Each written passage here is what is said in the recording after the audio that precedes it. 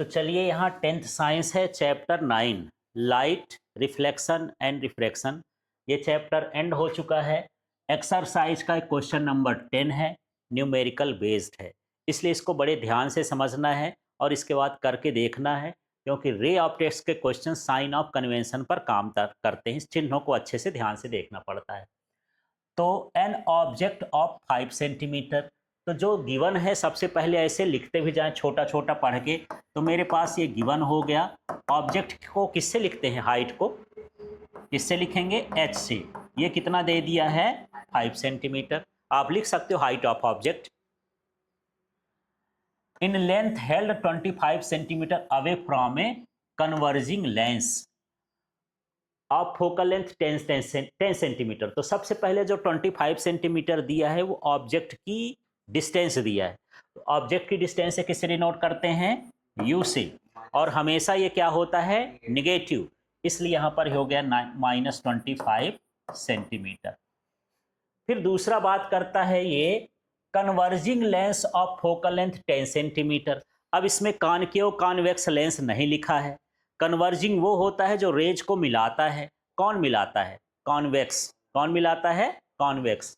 तो कॉन्वेक्स की focal length हो गई एफ, और कॉन्वेक्स की फोकल लेंथ हमेशा पॉजिटिव होती है। तो कितना हो जाएगा ये?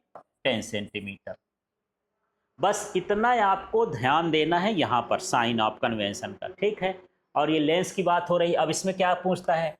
Find the position, size and the nature of image formed. इससे जो इमेज बनेगा उसका नेचर क्या है, साइज क्या है, पोजीशन क्या है, ये हमको फाइंड करना है। तो इसके लिए हम क्या लगाएंगे? लेंस है तो लेंस फार्मूला यहाँ लिख दोगे। अप्लाइंग लेंस फार्मूला और फ्रॉम लेंस फार्मूला, जो भी लिखना हो। क्या होता है formula? 1/f equal to 1/v minus 1/u। Minus में होता है तो मुझे v की वैल्यू चाहिए, ट्रांसपोज कर दो इसको। तो क्या हो जाएगा? 1/f plus 1/u equal to क्या हो जाएगा? 1/v। ठीक है, इसमें वैल्यू पुट करेंगे। 1/f की वैल्यू बताओ। 10 है यहाँ से देख के, प्लस 1/u की वैल्यू बताओ -25 इक्वल टू क्या हो गया? 1/v। ठीक है, आगे के स्टेप देखो जैसे मैं करता जाऊं। अब यहाँ हड़बड़ाना नहीं है, यहाँ पर गड़बड़ हो जाता है, पहले साइन देख लेना है।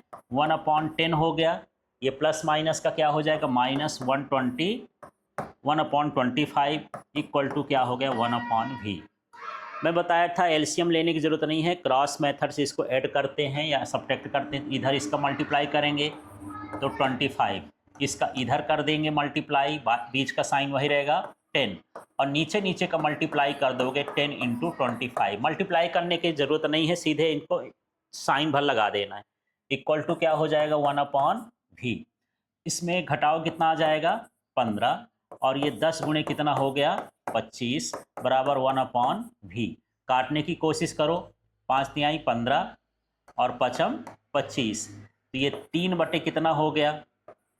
50 बराबर कितना हो गया? 1/v।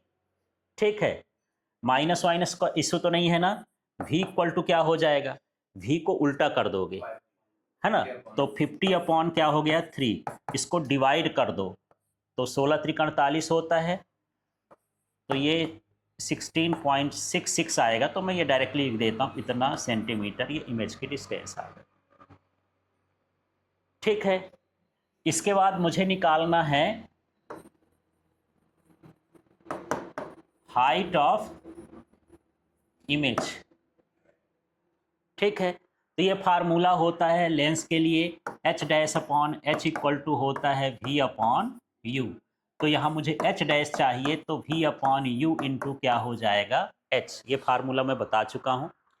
इसकी वैल्यू पुट करना है, तो v की वैल्यू देख लो कितनी आई है।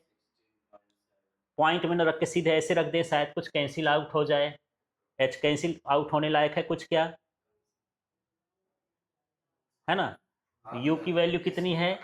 25, और h की वैल्यू कितनी है? 5। कुछ ना कैंसिल होगा, इसलिए पॉइंट में ही रख देते हैं। चलो, v की वैल्यू कितनी है?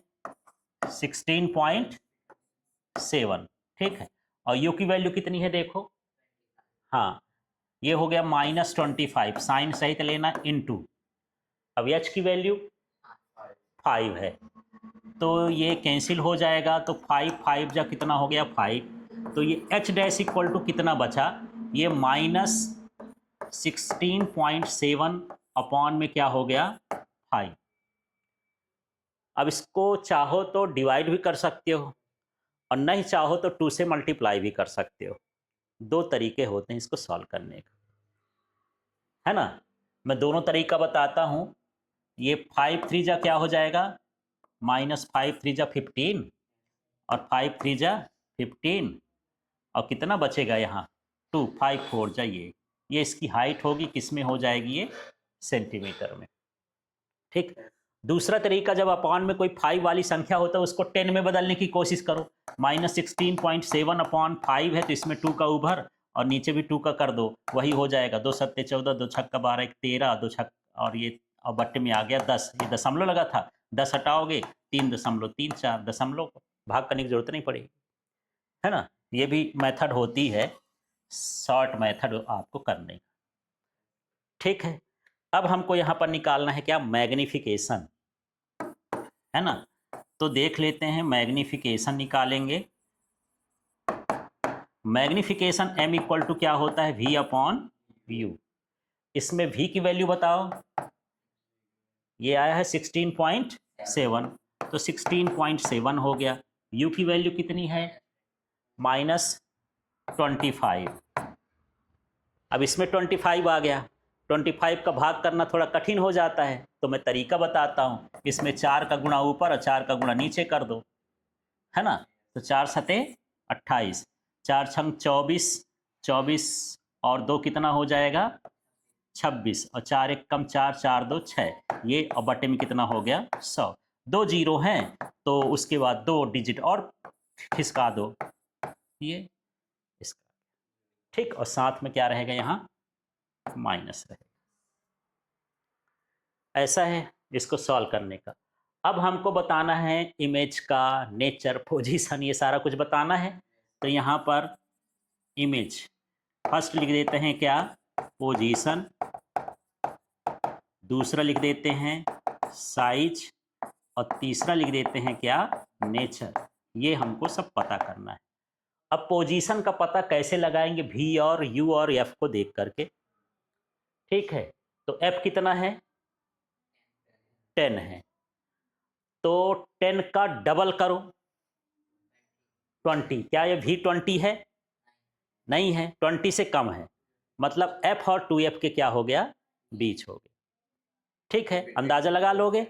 देखो एफ की वैल्यू कितनी है 10, 2f की वैल्यू कितनी है 20, तो ये ना 20 है ना 10 है, माने उन दोनों के क्या है बीच है, तो ये क्या हो जाएगा बिटवीन f एंड 2f।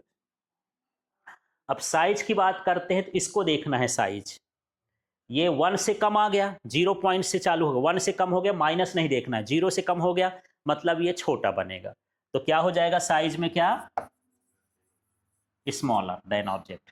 अब नेचर की बात करते हैं, तो नेचर कैसे पता चलेगा, इसी से देख के, इसका यम का साइन देखना, यदि ये माइनस में आए तो रियल इन्वर्टेड, प्लस में आए तो क्या हो जाता है इरेक्ट एंड वर्चुअल। तो यहाँ पर क्या हो जाएगा रियल एंड इन्वर्टेड, ये सारा कुछ लिख देना है। क्लियर हो गया इतना। तो चलिए चैप्टर 9 है 10th साइंस और उसके एक्सरसाइज का क्वेश्चन नंबर 11 है, न्यूमेरिकल बेस्ड है। अच्छे से ध्यान देना है क्योंकि छोटी सी मिस्टेक पूरा आपका काम बिगाड़ सकती है। तो यहाँ पर है ए concave lens of focal length 15 centimetre. तो सबसे पहले कॉनकेव लेंस है, उसकी फोकल लेंथ 15 सेंटीमीटर है, इसी का मतलब निकालते हैं। तो यहाँ लिख देंगे हम गिवन, और गिवन में हमको जो फोकल लेंथ है वो कितना दिया हुआ है 15 सेंटीमीटर। तुरंत आपको ये भी सोचना है कि इसका साइन क्या होगा, पॉजिटिव को निगेटिव। तो आप पता कर लोगे कॉनकेव है, कॉनकेव का हमेशा क्या होता है निगेटिव, तो यहाँ निगेटिव लिख दिए। अब इसके बाद देखिए forms an image 10 centimetre from the lens. Image form करता है लेंस से 10 सेंटीमीटर दूरी पर। तो यहाँ पर v की वैल्यू कितनी हो जाएगी 10 सेंटीमीटर, क्योंकि लेंस का जो इमेज है वो पीछे बनता है। लेकिन ये कहाँ पर बन रहा है, थोड़ा सा ये भी अंदाज कर लो यार। कोई ऐसा इमेज है जो ओ और एफ के बीच बनता हो, तब फिर ये क्या कंडीशन का होगा? ये बिटवीन फोकल लेंथ और ऑब्जेक्ट के बीच ही बन रहा है ना। और यहाँ पर ये कौन सा लेंस है? कॉनकेव है। यहाँ पर मैंने कॉन्वेक्स बना दिया है ना, इसको फिर हम अभी देखेंगे,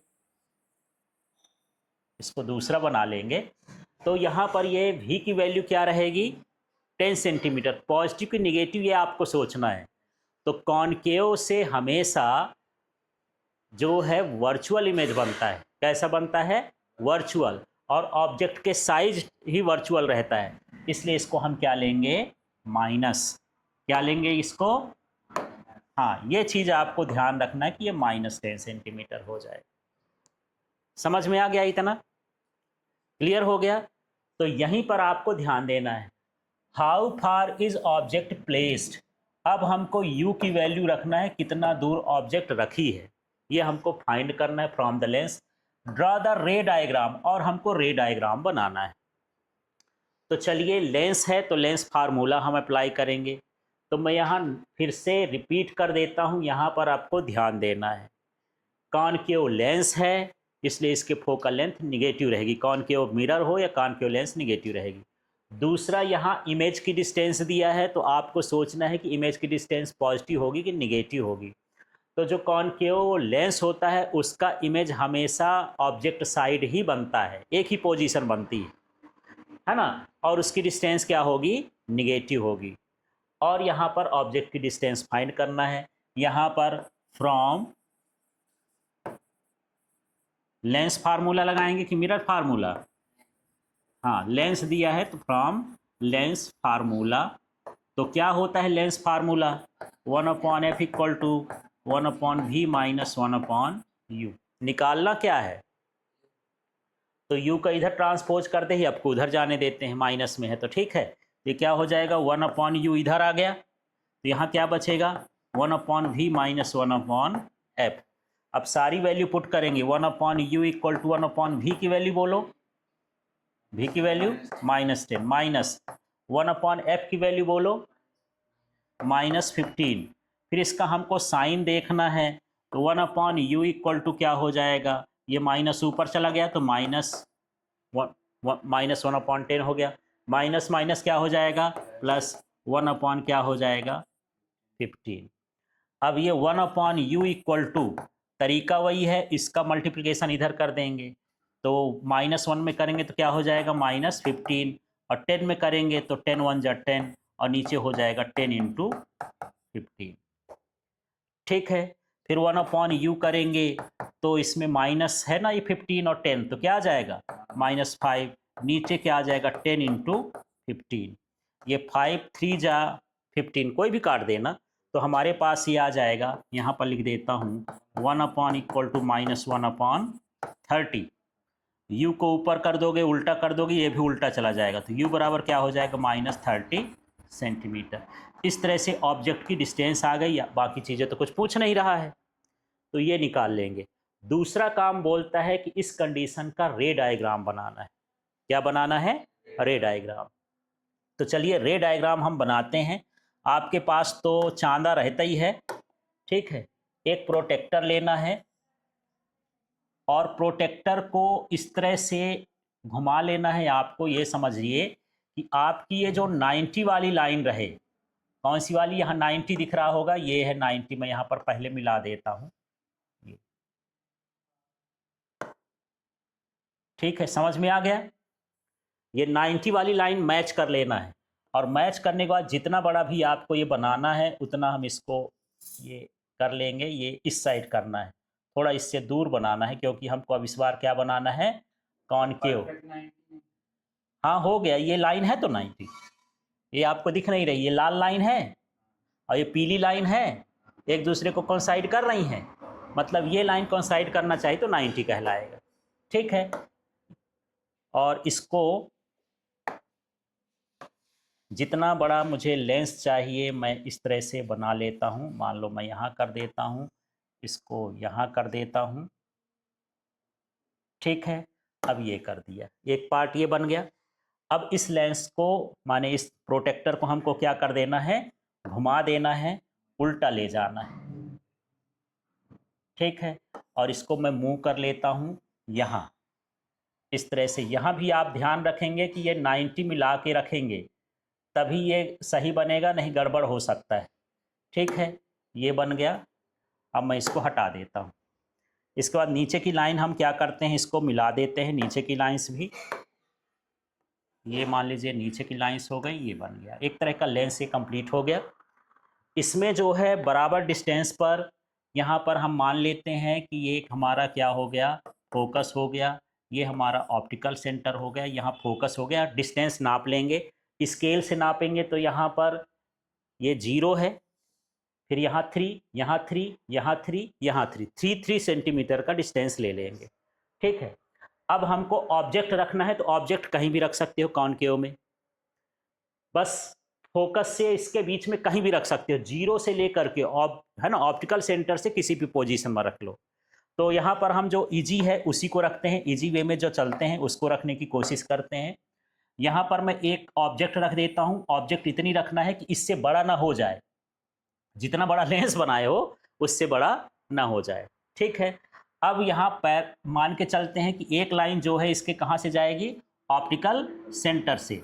रूल रहता है इमेज फॉर्मेशन का कि ये कहाँ से जाए, ऑप्टिकल सेंटर से, ठीक है। जो ऑप्टिकल सेंटर से जाती है वो डेविएट नहीं होती, सीधे चली जाती, मैं रूल बता चुका हूँ। इसके बाद एक लाइन कैसे जाएगी, ये पैरेलल जाएगी ये सेंटर तक, फिर यहाँ से ये डाइवर्ज होगी, उधर मुड़ेगी, लेकिन ऐसा मुड़ेगी कि ये कहाँ से जा रही है, फोकस से। तो मैं एक काम करता हूँ, यहाँ पर जो फोकस से ही लाइन अपीयर होगी, ओरिजिनल भी नहीं होगी, तो मैं यहाँ तक ये डैश डैश खींच देता हूँ।